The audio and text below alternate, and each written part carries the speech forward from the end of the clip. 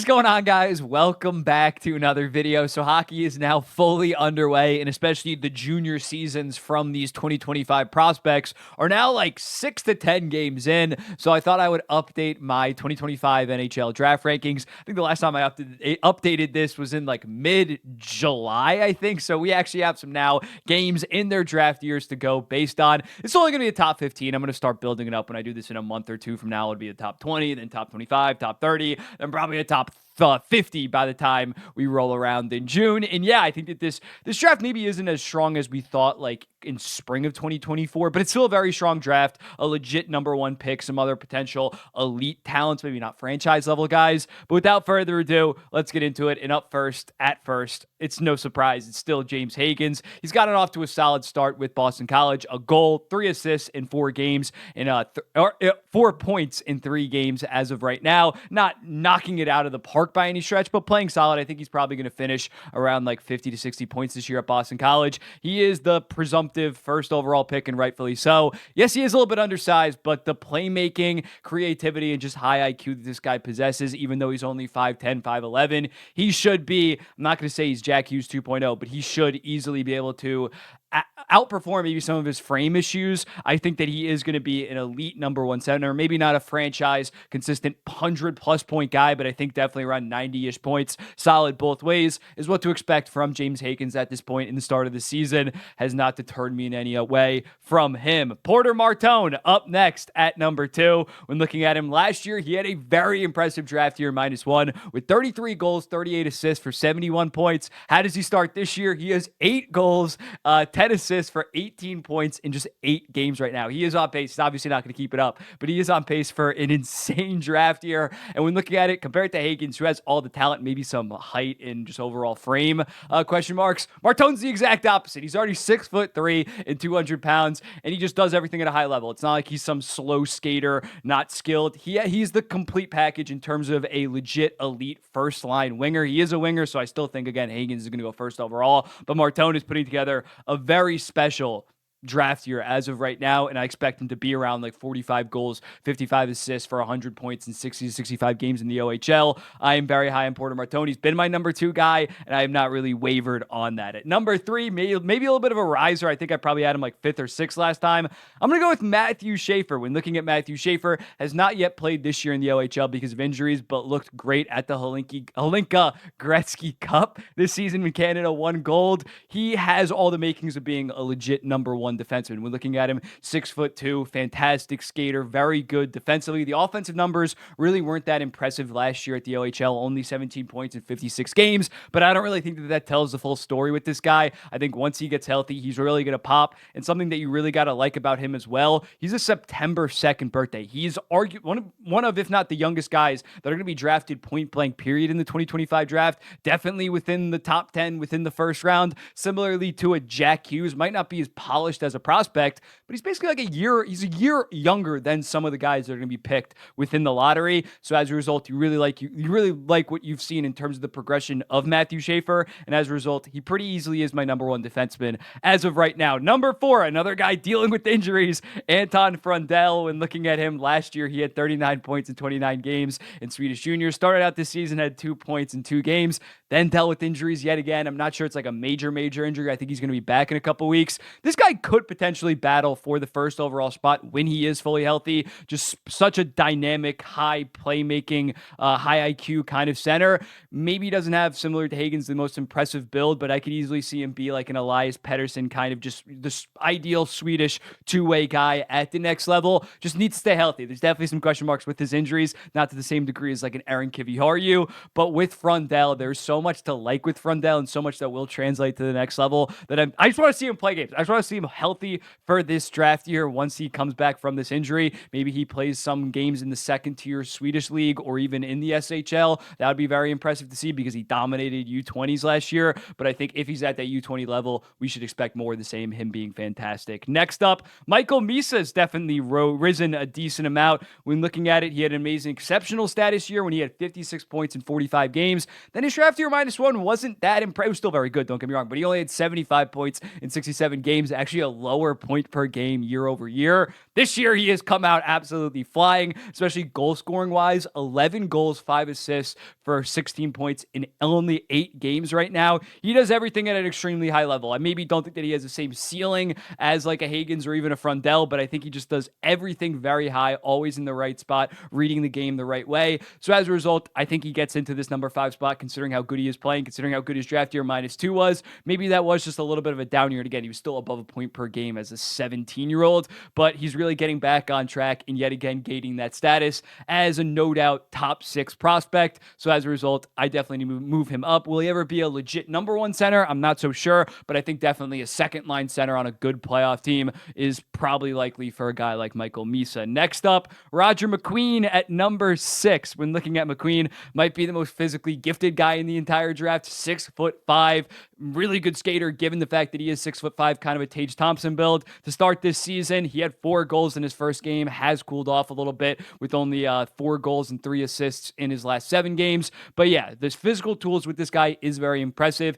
It's interesting to see how he plays throughout this entire year. Had a solid draft year -1 with like 52 points in 60 games or something like that. I got my eye on Roger McQueen. You could see a team definitely fall in love with him and pick him top 3. I'm not quite ready to go right there. I think in terms of the playmaking, he isn't quite there. Definitely has a great shot. Is he going to be a center at the next level? It's definitely going to be interesting to track. But Roger McQueen is one of the most unique, maybe the most unique prospect in this draft, given that stature. Logan Hensler, number 7. When looking at Logan Hensler, had a very good year last year with the U.S. developmental program. 32 points in 61 games. Only 1 point in 3 games thus far with Wisconsin. Not going to panic that much. He has looked pretty good based on what the scouts are saying. And yeah, he just should be a good top pairing guy. Don't think he has the same ceiling as a Matthew Schaefer, but in terms of being just like a 40 to 45 point good top pairing, top 50 defenseman in the entire NHL, I could definitely see that for Logan Hensler. I want to see more offensive creation from Logan Hensler at the college level, especially on a good team like Wisconsin. Need him to be around about half a point per game at the college level. I posted actually like a week ago what guys did in their draft year in college, and you look at guys like Noah Hannafin, he was like 0.6, 0.65 points per game. So definitely want to see that kind of production from Logan Hensler this season. Yeah, maybe doesn't have the ceiling that we thought he was the consensus number 1 defenseman this time last year. Has fallen a little bit, but I think still pretty clearly is the number 2 guy right now until potentially someone jumps him. Caleb Denomie, I believe I'm pronouncing that right. My French-Canadian followers are probably going to kill me for that. But when looking at it last year, this guy's a center. He had 56 points in 60 games in the QMJHL. This year, playing very good after having some injuries. 10 points in 6 games. He has the build of an ideal center. 6'2", really just creative and a very good passer. I think that he just projects as a solid second line center at the next level. Nothing really special. I don't think that he's going to climb higher than like top 7 as a prospect, but definitely a safe guy if you're drafting in that back half of the lottery to lock up as a future prospect. Next up, Ivan Rabkin has definitely fallen off a little bit. And still with Ivan Rabkin, Michkov and Demidov are the 2 best prospects from Russia. Svechnikov played in the OHL. To play in Russia, they're the top 2. There's definitely a tier down. Rabkin's probably still that number 3 guy, but it definitely has been a little bit discouraging based on the fact that his draft year -1, he was so productive. He had the 4th highest points per game, only behind Demidov, Kucherov, and Michkov with 58 points in 44 games. This year got off to a slow start, only 8 assists, 0 goals in 9 games to start this season. He got healthy scratched in the MHL 3 times, just very weird. And now he's playing in the USHL. So I don't know what to think. He needs to be more consistently engaged. Apparently there's maybe some attitude problems. That's why he got scratched. But when he is engaged, he is a very explosive player that could be a high-level offensive creator. Just right now, there's too much uncertainty with this guy, so I kind of need to drop him some spots. Jacob East Wozniak also has fallen a little bit. Looking at him last year, he set the record for draft year -1 Swedish juniors points with 50 in 36 games. Got off to a bit of a slow start this year, but is yet again point per game now with 14 points in 12 games thus far. This guy's 6'3", has a very good shot. He has fallen off a little bit. Some of that playmaking maybe isn't what we thought it was based on what he did last year. Still not ready to completely throw him out. Some people have him like in the 20s as of right now. I still think giving this guy shot as well as his overall frame, he could be a special guy. Never going to be the best guy high on a line, but could be a damn good second option on a top line. So as a result, I'm still keeping him here at number 10. I understand if some people have him lower, though. Malcolm Spence at 11th. When looking at Malcolm Spence, had a very good draft year, -1, 62 points in 66 games with the Erie Otters. This year has started off pretty solid with 7 points in 6 games. And yeah, just a fast-paced 6'2" guy that I think will be NHL ready rather soon. Teams selecting in the back half of the lottery that maybe want to contend in the near future might look for a guy like Malcolm Spence that they can plug in at 19, 20 years old and really run with him. I hope that he just takes that next step at the OHL level this year, goes for 70, 75 points or just above his point per game mark last year. I think that he's a damn good prospect. Victor Eckland at number 12, a guy that has really impressed me early on this season. He's kind of a fast riser, brother of William Eckland, and I really liked William Eckland during the draft process. He was my number 3 prospect back in 2021 ahead of some studs. When looking at it, he's playing in the Swedish second tier. Wozniak and Frundell were playing in U20s, and Eckland was very good at U20s last year, but he has 7 points in his first 10 games in that second tier, basically the AHL of the Swedish hockey leagues. And when looking at it, 7 out of 10 is very impressive. Michael Brandstad-Nygård, who again went 15th, had 18 points in 41 games last year at that level. He's 5'11" in an October birthday, so that's kind of working against him, a little bit undersized, as well as being a little bit old for this age group. But when looking at this guy's offensive tools, again, much like his brother, it is a lot to like with Victor Eckland. It's going to be interesting to see if he can keep on going at this rate in this Swedish second tier league. I think he's going to be a safe top 12 prospect, especially with that family relations. William Eckland's going to be a stud in the NHL. As a result, I have him at number 12. Number 13, Jackson Smith. This might be